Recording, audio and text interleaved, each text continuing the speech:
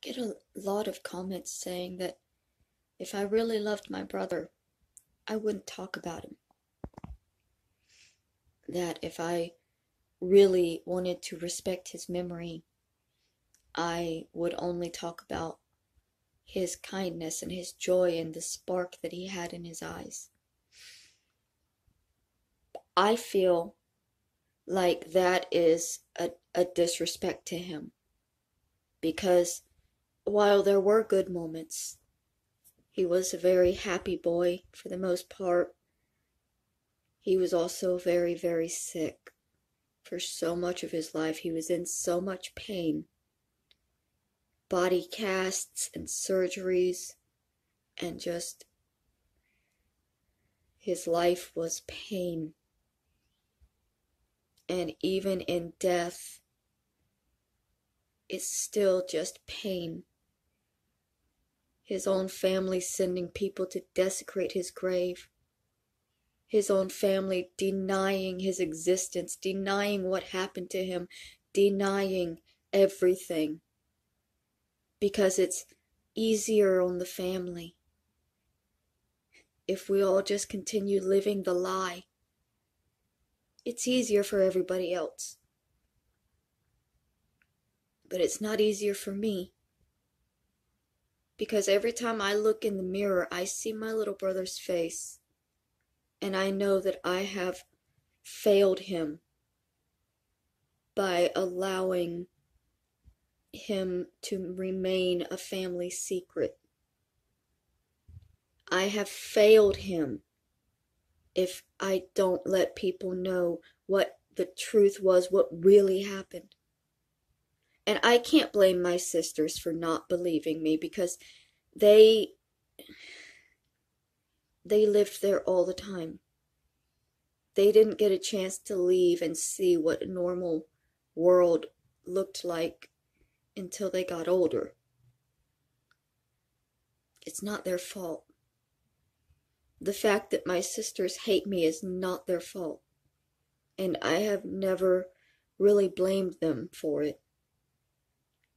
It upset me, especially when my older sister was robbing me after I first got married. But I never judged my sisters for the way they treated me, because I kind of understood that our parents were raising them to treat me that way. See, they were being told that I had a better life, one that they didn't have when I was with my grandmother. And it made them jealous, and it made them angry and vindictive. And all of the horror and pain that happened in that house, they looked at me and thought, well, why isn't she here? It's her fault we're suffering because she's not here. She should be going through this too. I was there for a lot of it.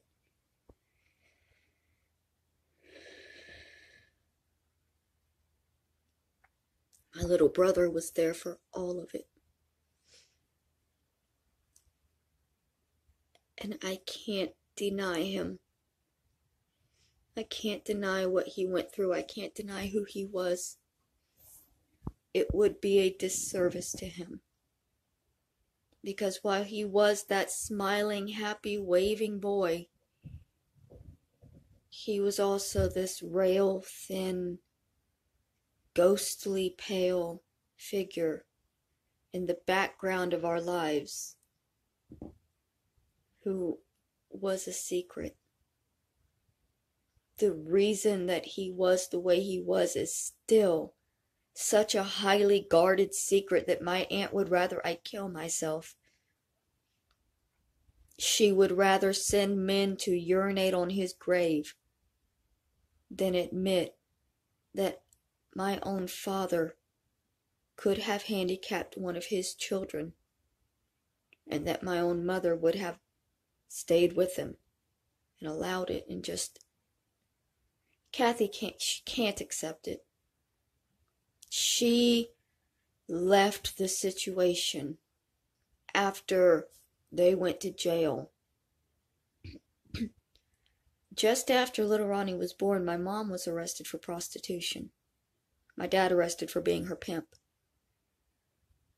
Kathy took little Ronnie so that the state wouldn't take him, so that he wouldn't go up for adoption.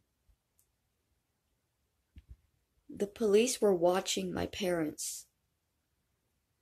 If Kathy hadn't stepped in, if my grandmother hadn't stepped in, if the other grandparents hadn't stepped in, me and my little brother and my older sister would have gone into foster. And we would not have lived the next 16, 18 years listening to our father scream, listening to our mother be beat, living with the roaches and the rats. My little brother wouldn't have spent most of his days laying on a urine-soaked chair,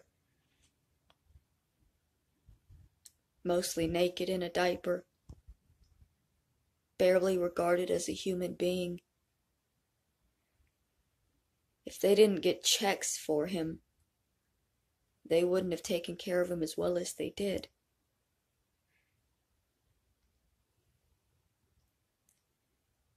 I can't live with my little brother's secret in my heart. I know who my father was because I lived in that house. I grew up in that house.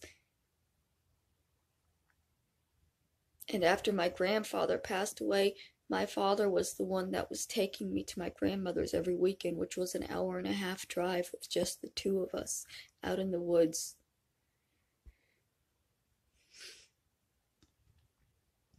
And nobody will ever believe what happened to me. Because there's nothing physical. But little Ronnie, my Bubba, there was physical evidence of what they did to him. Because they damaged him so severely. And I can't let him remain a secret. The life that he lived was not fair, and it wasn't right.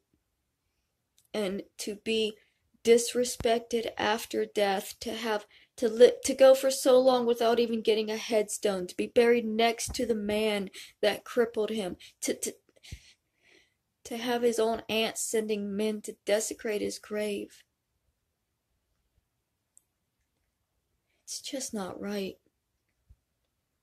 And I reached a breaking point.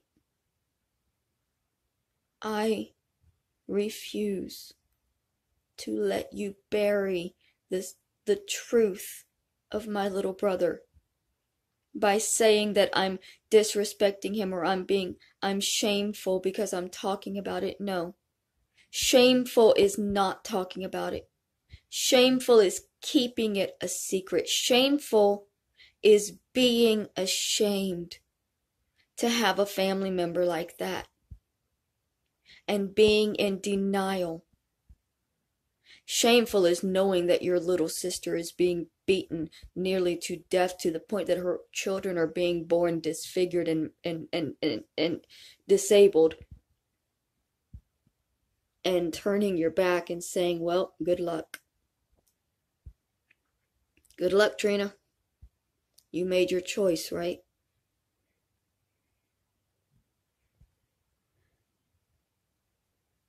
I'm sorry. I'm sorry that I won't let it go.